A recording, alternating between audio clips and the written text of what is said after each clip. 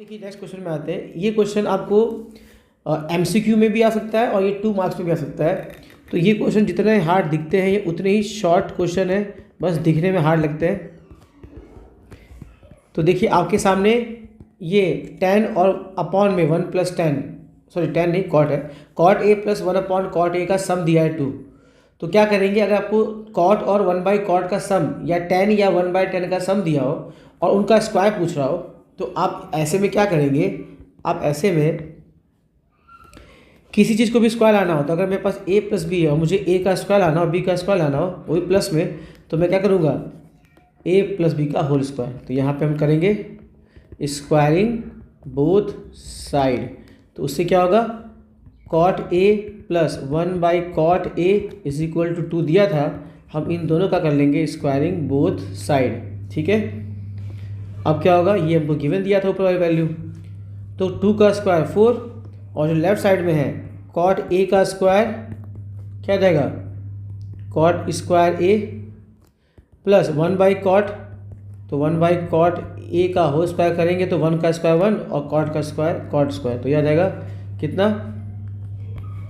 1/कॉट square a + 2 a और b।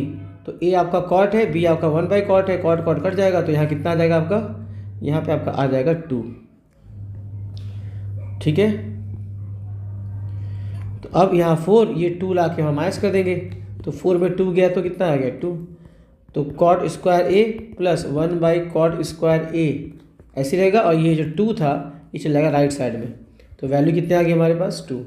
तो कॉट स्क्वायर a + 1/कॉट स्क्वायर a की वैल्यू हमारी 2 आ गई, और हमको यही निकालना था।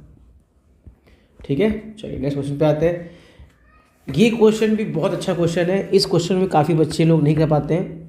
अगर ये क्वेश्चन 1 टाइम में ना अटैम्प्ट किया हो, तो कभी अटैम्प्ट ना किया और एग्ज़ाम में आ जाए, तो बहुत सारे बच्चे से कर ही नहीं पाते हैं। ठीक है, वो क्वेश्चन छोड़ देते हैं। इसलिए आपको ऐसे सारे क्वेश्चन खोज खोज के सीख लेने हैं जो एग्ज़ाम में आपके आएंगे, और आपने कभी इसको अटैम्प्ट नहीं किया होगा तो कुछ क्वेश्चन में आपको आइडिया नहीं मिल पाएगा। इसलिए आपके पास जो भी साइड बुक अवेलेबल है, उस साइड बुक में वो सारे क्वेश्चन खोज लीजिए जिसको आपने आज तक अटेम्प्ट नहीं किया है। अगर आप एक बार देख लेंगे तो एग्ज़ाम में आप कुछ ना कुछ करके आ पाएंगे।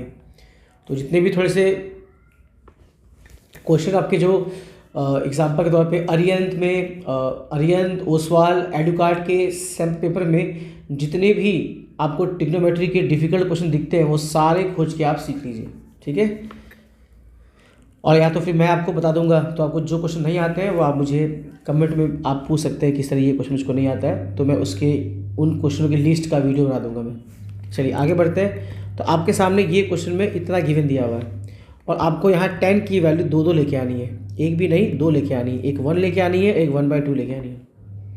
यानी हमको इस पूरे इक्वेशन को 10 के फॉर्मेट में कन्वर्ट करना पड़ेगा, 10 के फॉर्मेट में कन्वर्ट करना पड़ेगा। तो जो पहले गिवन दिया हुआ है उसको लिख लेते हैं। तो गिवन में क्या दिया हुआ है, 1 + sin स्क्वायर = 3 sin और cos। तो आप नोटिस करेंगे 1 भी कहीं ना कहीं 1 का स्क्वायर है, ये भी आपका स्क्वायर है, यहाँ भी आपके 2 टर्म दिख रहे हैं, तो इसका मतलब हर एक टर्म के पास 2 टर्म अवेलेबल हैं। ठीक है, इसलिए क्या होगा, हम दोनों तरफ डिवाइड करने वाले हैं किससे, cos स्क्वायर से, cos स्क्वायर से। ऐसा मैं इसलिए कर रहा हूँ क्योंकि मुझे 10 की वैल्यू निकालनी है, और 10 की वैल्यू क्या होती है, sin/cos, तो हमको cos की ज़रूरत पड़ेगी। इसलिए क्या होगा कि हम यहाँ cos स्क्वायर को डिवाइड करेंगे बोथ साइड। तो ऐसे में क्या होगा, ये डिवाइड 1 से होगा, तो 1/cos स्क्वायर की वैल्यू क्या होती है, हम जानते हैं ना sec और cos का इंटू क्या होता है 1। तो अगर आपको 1 के नीचे cos दिख रहा है तो उसको आप क्या बोल सकते हो, sec बोल सकते हो, और अगर स्क्वायर में दिखेगा तो आप इसको स्क्वायर बोल दोगे इधर। तो यहाँ पे आपकी आ जाएगी वैल्यू 1/cos स्क्वायर की वैल्यू आ जाएगी यहाँ पे sec स्क्वायर थीटा, और sin/cos होता है हमारा 10, तो यहाँ आ जाएगा आपका 10 स्क्वायर थीटा = यहाँ देखिए यहाँ 2 cos है और ऊपर एक cos है, तो एक cos कट जाएगा तो एक cos बच जाएगा, तो sin/cos, ऊपर एक sin था एक cos था, नीचे 2 cos थे, 2 cos कट जाएंगे, 2 में से एक cos कट जाएगा, और साइन बाई कॉस की वैल्यू 10 होती है, तो ये हो जाएगा आपका 3 tan थीटा। ये 10 आ गया, ये 10 आ गया, पर यहाँ अभी भी 10 नहीं आया है। तो हम जानते हैं सेक स्क्वायर थीटा और tan स्क्वायर थीटा का डिफरेंस होता है 1। तो अगर मैं सेक स्क्वायर की बात करूँ तो सेक स्क्वायर की वैल्यू होती है tan स्क्वायर थीटा प्लस 1। तो यानी कि हम यहाँ पे क्या वैल्यू पुट करने वाले हैं, tan स्क्वायर प्लस 1। तो यहाँ पे हम पुट करेंगे क्या, tan स्क्वायर थीटा प्लस 1, और यहाँ पे क्या था आपका tan square theta is equal to 3 tan theta. अब क्या होगा, आप देखिए tan स्क्वायर लाइक टर्म है, तो ये हो गया 2 tan स्क्वायर थीटा। फिर ये जो आपको दिख रहा है राइट साइड में 3 tan, ये आपका लेफ्ट में आएगा। तो जब लेफ्ट में आएगा तो प्लस में तो क्या आ जाएगा -3 tan थीटा, और यहाँ अलग से क्या बच गया आपका, अलग से यहाँ बच गया आपका ये 1। तो 1 की ओर यहाँ लिख देंगे, तो ये आ गया +1 इज इक्वल टू 0। तो आप देख रहे होंगे ये हमारा क्वाड्रेटिक फार्मूला बन गया है। तो क्वाड्रेटिक इक्वेशन का यूज़ हम करने वाले हैं। तो यहाँ पे क्या होगा हमारा, ये tan स्क्वायर ये 10 है, तो अगर मैं 10 को x मान लूँ तो ये 2x स्क्वायर हो गया, ये 3x हो गया, ये +1। तो हम लोग फैक्टराइज करेंगे, तो फैक्टराइज कर लीजिए, या तो आप क्वाड्रेटिक फॉर्म लगाइए या बेसिक आप प्राइम फैक्टराइजेशन करके इसका हम फैक्टराइजेशन कर लेते हैं। तो क्या होगा, मिडिल टर्म स्प्लिट करना है हम लोग को। तो 2 1 जा 2, 2 1 जा 2, और 2 प्राइम नंबर है तो 2 और 1, तो यहाँ पे क्या दिख रहा है हम लोग को प्लस। तो 2 और इसको 1 को मल्टीप्लाई करने में +2 आया, और ये प्लस इंडिकेट करता है जिन दो नंबर को आप लाना चाह रहे हैं 3 वो ऐड करके आएगा। अगर इन दोनों को मल्टीप्लाई करने में माइनस आया होता, -2 आया होता, तो ये नंबर डिफरेंस करके 3 आया होता हमारा। तो यहाँ अगर साइन प्लस आया, मैं आपको भी पढ़ाऊंगा चैप्टर 2 और 4, तो वहाँ पे मैं आपको फैक्टराइज की टेक्निक सिखाऊंगा कि कैसे करते हैं। तो ये हो जाएगा 2 1 जा 2, 2 tan स्क्वायर माइनस ऐसे ही रहेगा, tan ऐसे ही रहेगा, +1 ऐसे रहेगा, इज इक्वल टू ऐसे रहेगा, 0 ऐसे रहेगा। इस 3 को हम लोग क्या बोलेंगे, 2 1 जा 2, और 2 + 1 क्या होता है 3। अब ये माइनस इन दोनों से मल्टीप्लाई होगा, तो दोनों के दोनों प्लस में है। तो देखो अगर लाना है +3 तो 2 और 1 दोनों प्लस में होगा, और अगर लाना है हमको क्या -3 तो -2 -1 दोनों माइनस में रहेगा। ठीक है, तो यहाँ पे हम क्या बोलेंगे, यहाँ पे हम बोल देंगे -2 tan थीटा और -1 tan थीटा, पर 1 दिखाते नहीं है तो ये आपका 10 रहेगा, और लास्ट में था अलग से 1। तो हमने मिडिल टर्म स्प्लिट कर दिया, ये रहा हमारा मिडिल टर्म स्प्लिट। ठीक है, अब देखिए इन दोनों में कॉमन क्या मिल रहा है, 2 और tan थीटा। तो यहाँ बच जाएगा tan थीटा, क्योंकि यहाँ 2 tan थे। समझ रहे हो ना क्या बोल रहा हूँ मैं, इसका मतलब 2 tan और tan, और यहाँ 2 और एक tan है, तो 2 tan निकल जाएगा, तो यहाँ क्या बच जाएगा 10, और यहाँ बच जाएगा आपका 1। तो हम क्या करने वाले हैं, तो हम लोग 2 tan थीटा कॉमन निकालेंगे, यहाँ बच जाएगा tan थीटा, और यहाँ बच जाएगा -1। इन दोनों में कुछ कॉमन नहीं दिख रहा, तो हम लोग निकालेंगे 1 कॉमन, क्योंकि हमारे बिगिनिंग में जो आया कॉमन में, इसमें 10 प्लस में है, देखिए आपका 10 प्लस में है और 1 नेगेटिव में। तो यही ध्यान में रखिए क्या होगा, हम अपने 10 की वैल्यू पॉजिटिव रखेंगे और यहाँ 1 की वैल्यू रखेंगे माइनस में। अब क्योंकि यहाँ प्लस है तो यहाँ माइनस कहाँ से आ गया, तो हमने क्या किया है कि हम इसमें -1 कॉमन निकाल लेंगे। तो जब माइनस कॉमन निकालेंगे तो क्या होगा, जो प्लस में वो माइनस आ जाएगा, जो माइनस में था वो अंदर हो जाएगा प्लस। अब ये दोनों सेम हो गए, तो क्या होगा हमारा 10 -1 10 -1 ये हो गया एक तरफ, tan थीटा -1 एक तरफ, और ये 2 tan और -1 ये हो जाएगा आपका एक तरफ। देखिए 2 tan थीटा -1 ये हो गया एक तरफ। अगर दो बाइनोमियल टर्म का मल्टीप्लाई 0 आ रहा है, तो या तो ये सॉल्व करने में 0 आ रहा होगा, तो 0 मल्टीप्लाई ये आ गया 0, या तो फिर राइट वाला वैल्यू 0 आ रहा होगा, तो 0 मल्टीप्लाई तो ये आ गया 0। इसलिए क्या होगा, हम tan थीटा की वैल्यू या तो ये 0 आ रही होगी, या 2 tan थीटा -1 की वैल्यू 0 आ रही होगी।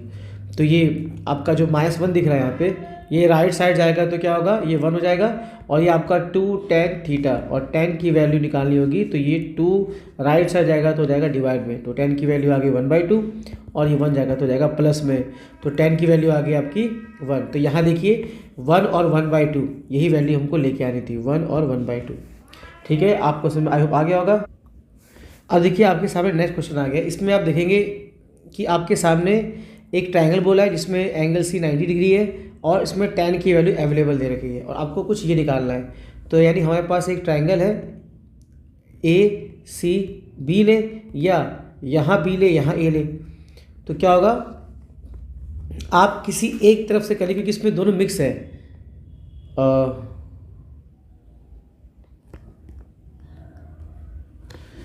तो साइन ए कॉस बी या कॉस ए साइन बी, तो ऐसे दिया होगा, आपको इसकी वैल्यू निकालनी है।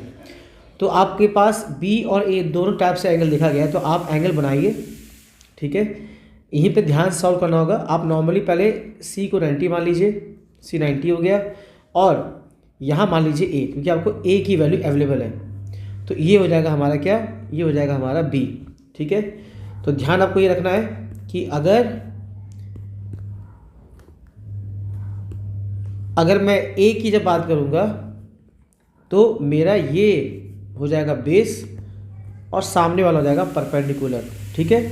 और जब हम बी को मानेंगे बेस, तो ये जो वैल्यू है, तो ये हो जाएगा आपका बेस और सामने वाला हो जाएगा आपका ये ए सी परपेंडिकुलर। तो इस बात का आप ध्यान दीजिएगा, ठीक है।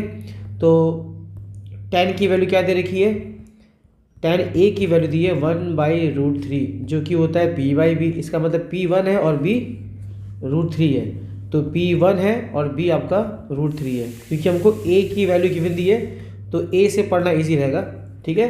तो a की वैल्यू 1 है और b की वैल्यू 1 है और b की वैल्यू √3 है। तो अगर यहाँ लगाए हम लोग पाइथागोरस थ्योरम, तो क्या होगा ऐसे में, तो इस डायग्राम को लेके चले ए बी सी में, तो ये हमारा क्या होगा, परपेंडिकुलर 1 होगा और बेस होगा हमारा √3 के, ठीक है। तो हाइपोटेनस हम लोग निकाल लेंगे कि कितना आएगा। तो जानते हैं हाइपोटेनस जो होता है वो p और b स्क्वायर के सम का रूट में वैल्यू होता है। तो p कितना दिया हमारा, परपेंडिकुलर हमारा 1 के मतलब k बोलते हैं इसको, तो ये k का स्क्वायर और ये √3 k का स्क्वायर कर लेंगे, तो k का स्क्वायर k आ जाएगा और √3 k का स्क्वायर आ जाएगा 3k स्क्वायर। अब क्या होगा, 3k स्क्वायर k स्क्वायर हो जाएगा आपका कितना, या नॉर्मली आप समझ लीजिए ऐसे इसको भी, कि अगर मैं बेस को √3 बोलता और परपेंडिकुलर को 1 बोलता, तो ये √3 का स्क्वायर 3, इसका स्क्वायर 1, तो ये आता 4, और हम जानते हैं 4 2 का स्क्वायर है। इसका मतलब हमारा हाइपोटेनस जो होगा वो क्या आ जाएगा, p और b के स्क्वायर का सम करेंगे, तो ये हो गया k स्क्वायर, ये हो जाएगा 3k स्क्वायर, और इनका सम आ जाएगा 4k स्क्वायर, और ये स्क्वायर जाएगा उधर तो ये जाएगा रूट में, तो ये आ जाएगा 2k। तो इसका मतलब क्या आ गया, हमारा हाइपोटेनस आ गया 2k। अब यहाँ पे आपको इसको निकालते वक्त आपको ध्यान देना पड़ेगा कि साइन a, ठीक है, और एक a कहाँ पर है आपका, कॉस a। तो पहले मैं इनकी वैल्यू लिख लेता हूँ। तुम जानते हैं साइन की वैल्यू और कॉस की वैल्यू क्या होती है, ये पहले आता है p/h, बाद में आता है b/h। तो इसी को ध्यान में रख के हम क्या करेंगे, a और a का ध्यान रखेंगे। तो a के हिसाब से हमारा बेस कौन है, √3, और परपेंडिकुलर क्या है, k। तो हम यहाँ रखेंगे परपेंडिकुलर k है, तो k बाई हाइपोटेनियस h नीचे रहेगा, तो वो कितना हमारा 2k, तो यहाँ भी नीचे रहेगा 2k। और a के हिसाब से बेस कौन है, a के हिसाब से बेस हमारा यही है, तो हम बेस में क्या रखेंगे, बेस में रखेंगे हम लोग यहाँ पे √3k। Is that clear. अब नेक्स्ट में आपको क्या दे रखा हुआ है, यहाँ दिया है कॉस b और यहाँ दिया है साइन b, ठीक है। तो ऐसे में क्या होगा, हम कॉस की वैल्यू बोलते हैं b/h, तो अगर हम ध्यान देंगे तो आपका h तो नीचे रहेगा, तो h तो हमारा 2k, और इसमें भी क्या होगा, h हमारा 2k होगा। अब b के हिसाब से यही आपका क्या है, बेस है, ठीक है। तो b के हिसाब से k हमारा बेस हो गया और सामने वाला √3k ये हो गया हमारा परपेंडिकुलर। तो यहाँ पे हम कॉस की वैल्यू में रखेंगे, कॉस b की वैल्यू में बेस कितना है, b यहीं पे होगा तो बेस यही होगा k, तो यहाँ k बोल देंगे। और जब साइन बोलेगा तो साइन में परपेंडिकुलर पीछे ऊपर होता है, तो b के सामने जो साइड दिख रहा है वो है √3k, तो यहाँ रख देंगे √3k, ठीक है। तो अब क्या होगा, ये k पूरा कैंसिल हो गया, तो बच गया 1, तो 1 1 जा 1, नीचे आ जाएगा 2 2 जा 4। इधर क्या होगा, k पूरा कैंसिल हो गया, तो √3 3 और 2 2 जा 4, नीचे वाला 4 सेम और 1 और 3 जोड़ने में आएगा 4/4, ये डिवाइड होकर आ जाएगा 1। तो यानी ये हुआ कि हमारा इसकी पूरी वैल्यू कितनी आ गई, 1 आ गई। ठीक है, ये रहा 1। अब क्या करेंगे, जो नेक्स्ट क्वेश्चन है इसको देखिए। इसमें भी कुछ खास नहीं है। अगर आपको कॉस और सेक की वैल्यू दे रखी है और जो आपको फाइंड करना है, अगर उसको हम ध्यान से देखें तो उसका स्क्वायर पूछा है, तो कुछ नहीं करना, जो आपको गिवन दिया हुआ है, ये जो वैल्यू गिवन दे रखी है, इसी का कर देंगे स्क्वायरिंग बोथ साइड, बस खत्म। कॉस थीटा सेक थीटा का सम दिया है 5/2, ये जानकारी गिवन थी, इसको हम लिखेंगे गिवन में। अब क्या होगा, हम कर देंगे स्क्वायरिंग बोथ साइड। अब क्या होगा, ऐसे में cos theta plus sec theta और यहाँ था 5/2, दोनों तरफ कर देंगे स्क्वायरिंग बोथ साइड, तो हो जाएगा 25/4 और लेफ्ट साइड में हो जाएगा फॉर्मूला ए का स्क्वायर, यानी कॉस का स्क्वायर क्या होगा, कॉस स्क्वायर प्लस बी का स्क्वायर, तो ये भी हो जाएगा स्क्वायर में, और प्लस 2 ए और बी, ए और बी, तो ये ए है ये बी है, ए और बी। और हम जानते हैं कॉस का उल्टा सेक होता है, तो इन दोनों का क्या आता है प्रोडक्ट, 1। इसका मतलब ये क्या हो जाएगा हमारा 1, तो ये आ जाएगा 2 1 जा आ गया ये हमारा 2, और राइट साइड में था 25/4। Is that clear. अब क्या होगा, अगर आप ध्यान दोगे, हमको यही निकालना था। देखिए कॉस स्क्वायर सेक स्क्वायर का सम, तो इसको हम नहीं छोड़ेंगे, कॉस स्क्वायर सेक स्क्वायर को नहीं छोड़ेंगे, तो ये cos square theta plus sec square theta ऐसे रहेगा, और ये 25/4 ऐसे रहेगा, -2 आके इधर हो जाएगा, तो ये 4 जो जाएगा इधर राइट साइड में तो हो जाएगा 8, 2 4 जा 8, और 25 में क्या होगा, तो 25 में 8 जाएगा, तो वैल्यू आ जाएगी 17/4। ये हमको निकालनी थी वैल्यू, तो आंसर आ गया हमारा 17/4। देखिए नेक्स्ट क्वेश्चन, इसमें क्या बोला है कि sec square minus cos square की वैल्यू निकालनी है, और आपके सामने ये चीज़ गिवन दिया हुआ है, तो हम लोग क्या बोलेंगे, ये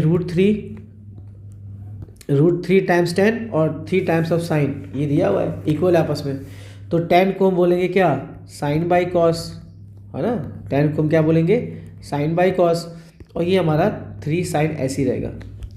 अब देखिए साइन साइन कट जाएगा, तो क्या होगा, ये आपका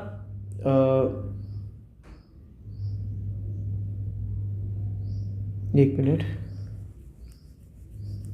हाँ ये साइन बाय कॉस हो गया, आपका ये साइन साइन कैंसिल हो जाएगा, तो ये आ गया आपका कॉस स्क्वायर। ठीक है, इधर सॉरी कॉस स्क्वायर बोल रहा हूँ, और कॉस यहाँ आ जाएगा, और ये जो आपको 3 दिख रहा है ये नीचे आ जाएगा, तो ये हो जाएगा आपका कॉस थीटा की वैल्यू हो जाएगी, ये आप यहाँ नहीं काट पा रहे हैं ऐसे, तो एक काम कर लीजिए ना, इसको इस तरीके से सॉल्व कर लीजिए। गिवन क्या दिया है पहले मैं लिख दूँ, तो गिवन में जो दिया हुआ है वो था आपका √3 tan theta is equal to 3 sine theta. अब क्या होगा, √3 ऐसी रहेगा, 3 ऐसी रहेगा, साइन भी ऐसी रहेगा, हम यहाँ पे tan की वैल्यू पुट करने वाले हैं, साइन बाई कॉस। अब क्या होगा, ये आपका √3 ऐसी रहेगा, ये साइन थीटा ऐसे रखिएगा, और ये 3 भी ऐसे रहेगा। हम साइन और ये कॉस को इंटरचेंज कर लेते हैं आपस में, तो क्या होगा, कॉस यहाँ आ जाएगा और ये साइन नीचे आ जाएगा, साइन साइन कट गया। ठीक है, और ये आपका बच गया क्या, कॉस, ये 3 यहाँ आके डिवाइड होगा, और लेफ्ट साइड में क्या था ऊपर आपका √3, तो ये नीचे आ गया आपका 3। तुम जानते हैं कि √3 में 3 में 2 √3 होते हैं।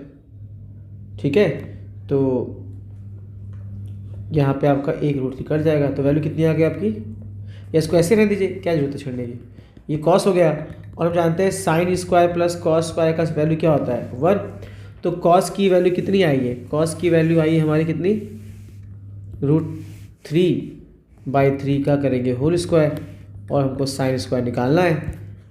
मैं साइन निकाल क्यों रहा हूँ, क्योंकि मुझे सेक स्क्वायर और कॉस स्क्वायर का डिफरेंस निकालना है। ठीक है, या इसको एक काम कर लेते हैं ना, इसको और इजी कर लेते हैं, क्या इतना फालतू लॉन्ग कर रहे हैं। जो हमको गिवन दिया हुआ है उसको देखते हैं। देखिए क्या दिया हुआ है हमको गिवन में, sine square minus cos square, ठीक है, जो गिवन दिया उसको लिख लो, sine square minus cos square. तो हम जानते हैं कि साइन स्क्वायर की वैल्यू होती है 1 माइनस कॉस स्क्वायर। तो हम क्या करने वाले हैं, कि साइन कॉस का सम क्या है, साइन और कॉस के स्क्वायर का सम 1 है। तो मुझे अगर साइन स्क्वायर निकालना है तो मैं कॉस को वहाँ भेज दूंगा, तो ये हो जाएगा आपका 1 माइनस कॉस स्क्वायर। तो बस यही ध्यान रखेंगे हम लोग। तो हम कॉस की वैल्यू निकाल चुके हैं, तो हम कॉस को तो नहीं छेड़ेंगे, पर इस साइन स्क्वायर को हम कॉस लिख सकते हैं, क्या, 1 माइनस कॉस स्क्वायर हो गया।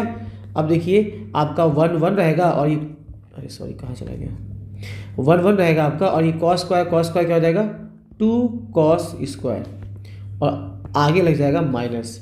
अब आपका ये 1 ऐसे ही रहेगा, माइनस ऐसे रहेगा, 2 ऐसे रहेगा, और कॉस की वैल्यू हमने क्या निकाली थी, √3/3, इसका हो जाएगा होल स्क्वायर। अब क्या होने वाला है, ऐसे में आपका 1 1 रहेगा, -2 ऐसे ही रहेगा, √3 का स्क्वायर 3 का स्क्वायर यहाँ 9, 1 ऐसे रहेगा, ये मल्टीप्लाई होगा आपका 2 3 जा कितना आ जाएगा, ये आ जाएगा 2 3 जा जाएगा आपका 6 और नीचे 9, और 9 यहाँ माइनस यहाँ जाके हो जाएगा एलसीएम, तो 9 - 6 अपॉन में 9, आंसर आ जाएगा आपका 3/9, डिवाइड करके आ जाएगा 3 टाइम्स 1, 3 टाइम्स 3, तो वैल्यू आ जाएगी 1/3। ये आपका आंसर आ गया, ठीक है। अब देखिए यहाँ पे भी कुछ गिवन दे रखा हुआ है, क्या कह रहा है, sec theta plus tan theta plus 1 की वैल्यू 0 है, ये हमको गिवन दिया हुआ है, ये हमको गिवन दिया हुआ है, ठीक है। तो ऐसे हम क्या करने वाले हैं, ये वैल्यू हमको गिवन दे रखी हुई है, तो और हमसे जो निकालने के लिए पूछा है, जो हमसे पूछा है कि क्या निकालना है, तो याद करिए, ये कुछ आपको याद दिला रहा होगा, क्या, sec square minus tan square की वैल्यू होती है 1, और यहाँ तो स्क्वायर नहीं है, तो हम इसको एक्सपेंड कर देते हैं। हम एक काम कर लेते हैं, सेक और टेन को एक बार प्लस कर लेते हैं, और सेक और टेन को एक बार माइनस कर लेते हैं। तो इसको हम इस प्रकार से स्प्लिट कर सकते हैं, क्योंकि ये a स्क्वायर b स्क्वायर है, और a स्क्वायर b स्क्वायर के बीच में अगर माइनस होता है तो a और b को हम लोग ऐड कर लेते हैं और एक बार माइनस कर लेते हैं। तो और हम देखें यहाँ पे, तो हमसे पूछा क्या गया है, डिफरेंस का पूछा गया है। अगर मैं सम की वैल्यू निकाल लूँ तो वहाँ जाके इसको मैं डिवाइड कर दूंगा, तो मुझे ये नेगेटिव की वैल्यू मिल जाएगी, डिफरेंस की वैल्यू। तो यही बात को ध्यान में रखना है हम लोग को। तो हम लोग क्या करेंगे, जो हमको गिवन दिया है उसमें हम ये sec theta plus tan theta को नहीं छेड़ेंगे, सिर्फ इस 1 को राइट साइड ले जाएंगे, तो ये क्या रहेगा, -1। ऐसा हम इसलिए कर रहे हैं ताकि हम सेक और टेन का सम -1 पुट कर सकें। तो ऐसे में क्या होगा, sec square theta minus tan square theta की वैल्यू 1 होती है। ये हमारा ट्रिग्नोमेट्रिक आइडेंटिटीज़ का टॉपिक है। तो हम क्या करेंगे, इसको हम लोग a square minus B square के फॉर्म में तोड़ेंगे, इसको a प्लस बी और a माइनस बी करके बोल सकते हैं। तो बस इसी का ध्यान रख के हम सेक थीटा और टेन थीटा का एक बार सम करेंगे, और सेक थीटा और टेन थीटा का एक बार करेंगे डिफरेंस, a = 1। और आप ध्यान दोगे तो यहाँ पे सम की वैल्यू हमारे पास कितनी आ गई है, -1, तो यहाँ रख देंगे -1। और हमसे पूछा क्या गया है, हमसे पूछा गया है उनके डिफरेंस की वैल्यू, ये पूछा गया है। तो हम लोग क्या करेंगे, इसको हम नहीं छोड़ेंगे, sec theta minus tan theta आपका ऐसे ही रहेगा एज इट इज़, और ये आपको जो दिख रहा है -1, ये राइट साइड जाके क्या होगा, ये हो जाएगा डिवाइड। तो ये -1 यहाँ के डिवाइड होगा -1, और ऐसे में क्या होगा, 1 1 डिवाइड करने 1 ही आता है, ये माइनस हो गया। तो sec theta minus tan theta की वैल्यू आ गई -1। तो ऐसे क्वेश्चन भी आपके कई बार एमसीक्यू में या 2 मार्क्स में आ जाते हैं, तो आप इस तरीके से इसको कर लीजिएगा। नेक्स्ट क्वेश्चन है ये 16 क्वेश्चन। इस क्वेश्चन में तो काफ़ी लोग को डाउट रहता है कि हमारे पास कॉस ए और कॉस बी दिया है और हमको ए और बी की वैल्यू को आपस में इक्वल दिखानी है। तो इस क्वेश्चन में काफ़ी टीचर के अलग अलग फीडबैक है, हर कोई क्वेश्चन टीचर अलग अलग तरीके से बताता है, कुछ लॉन्ग है कुछ शॉर्ट है। तो देखिए दोनों के दोनों सही हैं, आप जिससे भी करोगे आपको एग्जाम पे मार्क्स तो मिलेगा, क्योंकि कुछ मेथड आपके एसएन में दिए हैं तो कुछ मेथड आपके जो आर डी शर्मा है आर्ट्स वाले उसमें दिए हैं। तो दोनों के मेथड सही है, इसको रॉन्ग नहीं बोलेंगे। तो मैं आपको दोनों सिखा दे रहा हूँ, आपको जो समझ में आएगा आप वो एग्जाम में अप्लाई कर लीजिएगा, ठीक है। अच्छा ऐसी क्वेश्चन एक और भी है साइड बुक पे, कॉस को की जगह पे साइन साइन दिया है, टेन टेन दिया है, तो उसको भी ऐसे ही करना जैसे मैं बता रहा हूँ। तो क्या करेंगे, अभी यहाँ पे हमें कुछ ऐसा नहीं बोला गया है कि कोई दो अलग अलग ट्रायंगल है। बेसिकली हम यही गेस करेंगे कि हमारा एक ट्रायंगल होगा जिसमें ए और बी यहाँ होगा, और हम यहाँ पर इसे मान लेंगे सी। ठीक है, तो सी को लेट कर लेंगे, तो लेट एंगल सी इज़ 90। ठीक है, तो अब ऐसे में क्या होगा, तो ऐसे में ये होगा कि हम यहाँ पे ये कहेंगे कि कॉस ए की वैल्यू और कॉस बी की वैल्यू की बात करेंगे। तो जब हम कॉस की बात करेंगे तो कॉस थीटा होता है बी बाई एच। तो यहाँ पे क्या होगा, यहाँ पे हम कॉस की वैल्यू बी बाई एच लगाएंगे, तो जिससे क्या होगा, ये कॉस, तो आप देखिए नीचे क्या दिख रहा है आपको, एच, और एच हमारा क्या होगा, ए बी। तो इसका मतलब चाहे मैं ए के रिस्पेक्ट में देखूँ, तो अगर मैं ए को देखूँगा तो ए के हिसाब से ए यहाँ पर है, तो ये होगा मेरा बेस। तो यहाँ पे मैं लिखूँगा क्या, ए सी। और जब मैं बी के रिस्पेक्ट पे देखूँगा तो बी के सामने यही बेस है, और तो बेस हम बी सी को मानेंगे, तो ये हो जाएगा हमारा क्या, बी सी बेस। और दोनों का हाइपोटेन्यूज तो एक ही है, वो कौन है, ये ए बी। तो यहाँ भी ए बी रहेगा और यहाँ भी ए बी रहेगा। ठीक है, और अगर आप नेक्स्ट स्टेप में देखोगे तो आपका ए सी और ये बी सी ऐसे रहेगा। देखिए, एक बी को मान के चला गया है बेस, और एक मान के चला गया है किसको, ए को मान के चला गया है बेस। तो मैं यहाँ दिखा दिया हूँ, पर दोनों का हाइपोटेन्यूज तो एक ही रहेगा। तो अगर हम ये वाला ए बी अगर राइट साइड भेज दें तो हो जाएगा मल्टीप्लाई में, और नीचे क्या था आपका ए बी कट गया, तो आपका ए सी और बी सी आपस में इक्वल आ गया। इसका मतलब इस डायग्राम में जो आपका बी सी और ए बी होगा वो दोनों इक्वल रहेगा, और बी सी और ए बी अगर इक्वल है तो इक्वल साइड के अपोजिट एंगल भी क्या होते हैं, इक्वल। तो हम जानते हैं ए बी सी में अगर मैं ए बी ले रहा हूँ तो जो बच गया वो उसका होता है अपोजिट साइड, तो ये हो जाएगा एंगल बी। और बी सी में बच गया ए, तो इसके अपोजिट में होता है एंगल ए, तो ये रहा आपका angle B equal to angle A. तो यहाँ पे हम लोग क्या करने वाले हैं, अगर हमारे साइड्स इक्वल हैं तो यहाँ पे एंगल इक्वल हो गया, तो हम क्या बोलेंगे, angle opposite to equal sides. हमको साइड्स मालूम था तो हमने एंगल को आपस में इक्वल बोल दिया, तो इस तरीके से हमारा ये प्रूव हो गया। तो इस तरीके से भी काफ़ी लोग सिखाते हैं, और जो कि गलत नहीं है। ठीक है, तो आप ऐसे भी आप कर सकते हैं। अब नेक्स्ट देखिए, एक क्या और तरीका करने का इसको, कि आप क्या करेंगे, आप एंगल सी को 90 मान लेंगे, और ये रहा आपका ए और ये रहा आपका बी। तो हम जानते हैं ए प्लस बी, ठीक है, ए प्लस बी जो है और सी ये मिला के हो जाएगा 180 एंगल सम प्रॉपर्टी। ठीक है, हम क्या लगाने वाले हैं, एंगल सम प्रॉपर्टी लगा देंगे, जिससे क्या होगा, in triangle A B C, sorry, in right triangle A C B, जहाँ हमने लेट क्या किया है, एंगल बी को 90 मान लिया है। ठीक है, तो यहाँ होगा क्या कि अगर ये हमारा 90 होगा तो 90 यहाँ आके माइनस हो जाएगा, तो ये आ जाएगा 90। इसका मतलब ए और बी का सम 90 है, और अगर ए और बी का सम 90 है तो हम यहाँ पे क्या कर सकते हैं, हमें जो गिवन दिया हुआ है, ठीक है, उस गिवन को अगर देखेंगे तो उस गिवन में हमें क्या दिया है, कॉस ए कॉस बी दोनों इक्वल है। तो यहाँ हम लिखेंगे कॉस ए कॉस बी दोनों इक्वल है, ये जानकारी गिवन थी। तो अगर मैं बी की बात करूँ तो उसको मैं 90 माइनस ए बोल सकता हूँ, है ना। अब क्या करेंगे, हम b की वैल्यू क्या पुट कर देंगे, 90 minus A. Is that clear. ठीक है, अब ऐसे में क्या होगा, हमारा रूल आपको लग रहा है तो आप सिंपल कर लीजिए, आप कंपेयर कर लीजिए, कॉस क्या हो गया, कंपेयर हो गया, तो इसका मतलब a और 90 माइनस ए ये दोनों आपस में क्या हो गए, इक्वल। तो a यहाँ आएगा तो हो जाएगा प्लस, ठीक है, और ये हो जाएगा 2a, तो ये 2 से डिवाइड करेंगे तो क्या आ जाएगा आपका 45। ठीक है, तो अगर ए आ गया 45 तो यहाँ अगर हम पुट कर दें तो बी भी क्या जाएगा, put A equal to 45 in equation first, तो बी की वैल्यू और ए की वैल्यू का सम था 90। अगर ए होगा 45 सो बी की वैल्यू भी क्या होगी, वो भी हमारी 45 आ जाएगी और बी और ए दोनों के दोनों सेम आ गए।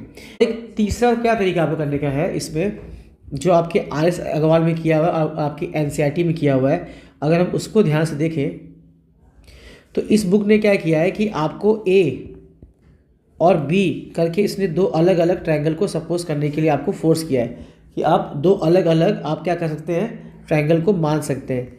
तो ऐसे में क्या होगा, तो एक बी यहाँ मान लेंगे एक्यूट एंगल और एक यहाँ मान लेंगे, और नाम में हम लोग इसको कुछ भी मान लेते हैं, जैसे इसको हम सी और डी मान लेते हैं, इसको ई और एफ मान लेते हैं। तो अब ऐसे में क्या होगा, इन दो ट्रायंगलों को अगर हम आपस में देखें तो हमारा बी ये रहा और ए हमारा ये रहा, ठीक है। और मैं एक काम करता हूँ, मैं पूरा नाम ना बोल के मैं इन लोग का शॉर्टकट यूज़ करने वाला हूँ, ठीक है।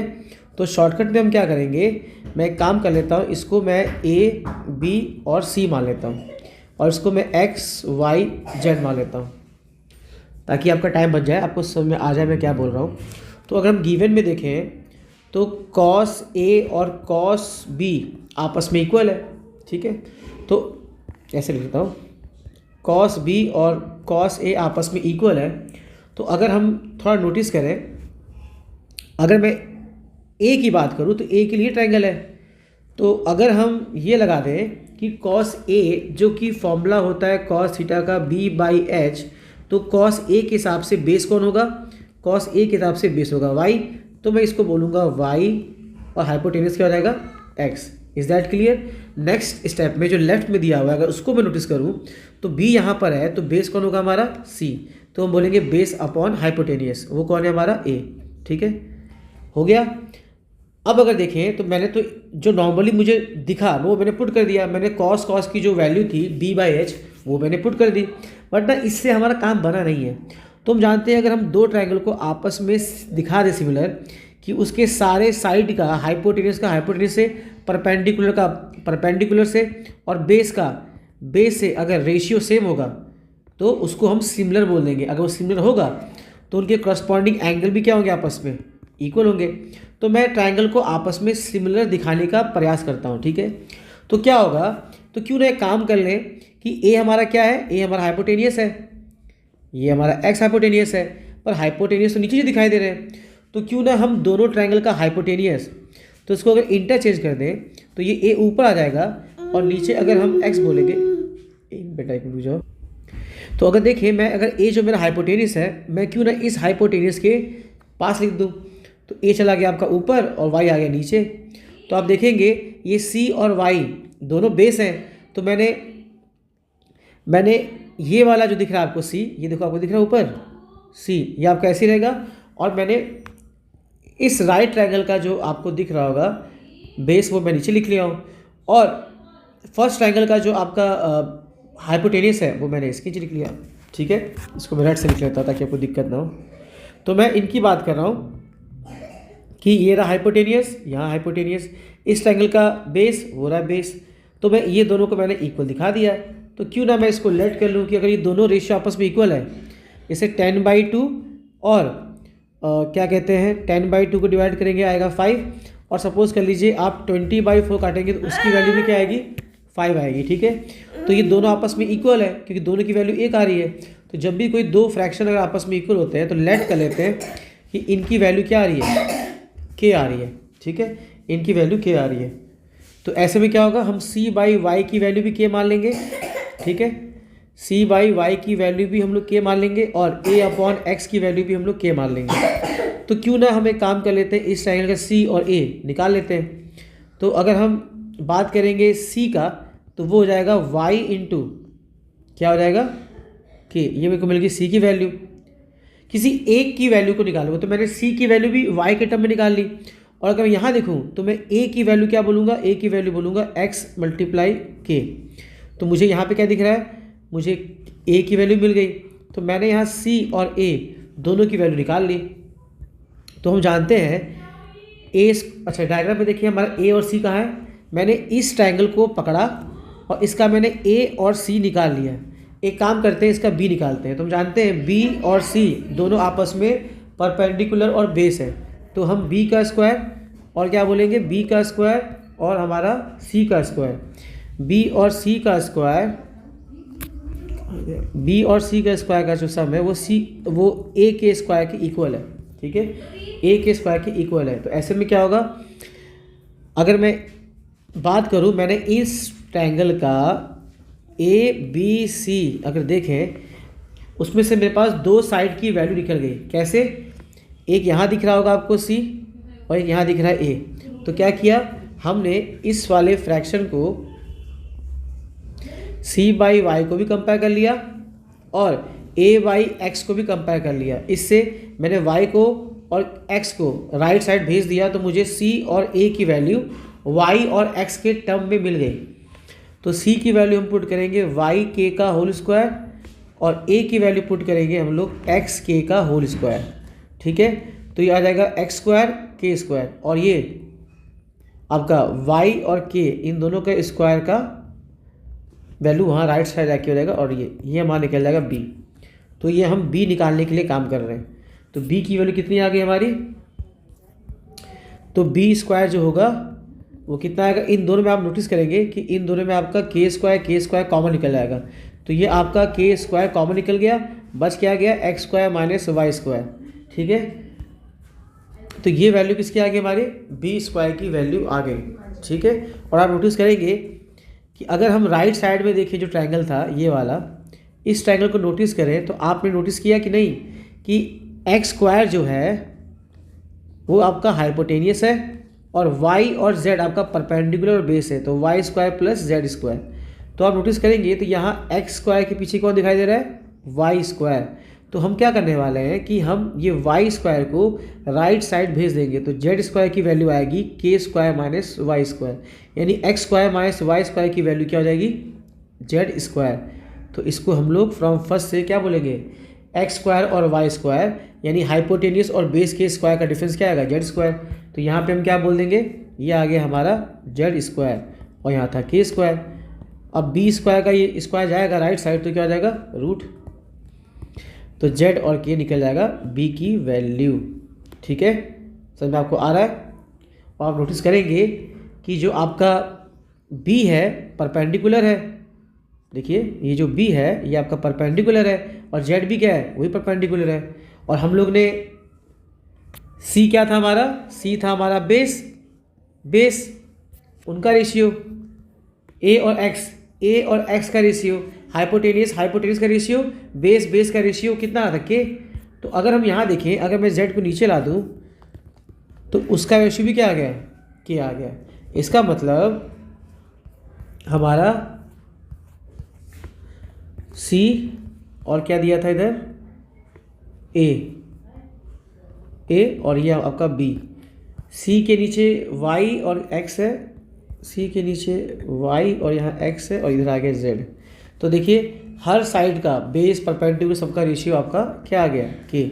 इसका मतलब ये दोनों ट्रायंगल आपस में क्या हो जाएंगे, सिमिलर।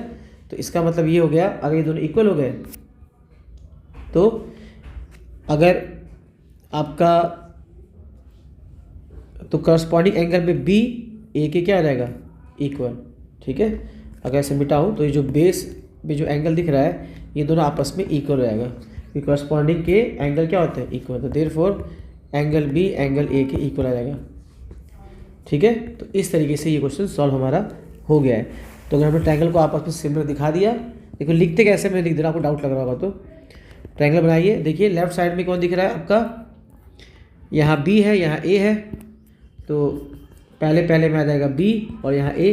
परपेंडिकुलर के टॉप पे देखिए डी और एफ है, तो यहाँ आप लिखेंगे डी और एफ और यहाँ इनका राइट एंगल सी और ई है, तो यहाँ लिख देंगे सी और ई। ये सिमिलर हो गया, तो इसका मतलब अगर सिमिलर है साइड से बाई साइड से, तो उनके कॉरस्पॉन्डिंग जितने भी एंगल हो गया, ए बी के इक्वल डी, एफ के इक्वल सी, ई के इक्वल हम बोल सकते हैं। तो बी ए के इक्वल आ गया। क्योंकि सिमिलर ट्राइंगल के कॉरस्पॉन्डिंग एंगल क्या होते हैं, इक्वल होते हैं। ठीक है, तो इस तरीके से ये मैंने तीनों तरीके से बता दिए। तो मैंने ट्रिग्नोमेट्री के अच्छे अच्छे क्वेश्चन मैंने सेलेक्ट कर लिए। कुछ और अगर आपको लगते हैं कि अच्छे क्वेश्चन हैं तो वो मुझे आप कमेंट में बता सकते हैं। ठीक है, तो आज के इतना ही है। जितना बता रहे हैं इसको डेली रिवाइज करिए ताकि आपके बोर्ड के एग्ज़ाम अच्छे से जाए, और जितने भी अच्छे क्वेश्चन हैं उनको 2-3 बार प्रैक्टिस करें। ठीक है, और पॉजिटिव रहिए और अधिक से अधिक टाइम सिर्फ अपना स्टडी पे लगाइए और प्लानिंग के साथ पढ़िए। 2-2 चैप्टरों को एक दिन का टाइम दीजिए, 2 दिन का टाइम दीजिए और ऐसे में कवर करिए। और जितने भी आपके पास एडुकार्ड या ओसवाल या किसी भी आर्यन के अगर आपके पास सैम्पल पेपर हैं तो किसी एक सैम्पल पेपर के ट्रिग्नोमेट्री के सारे क्वेश्चन खोज के लगा लीजिए। जो नहीं आ रहा है वो आप मुझसे पूछ सकते हैं। ठीक है, थैंक यू।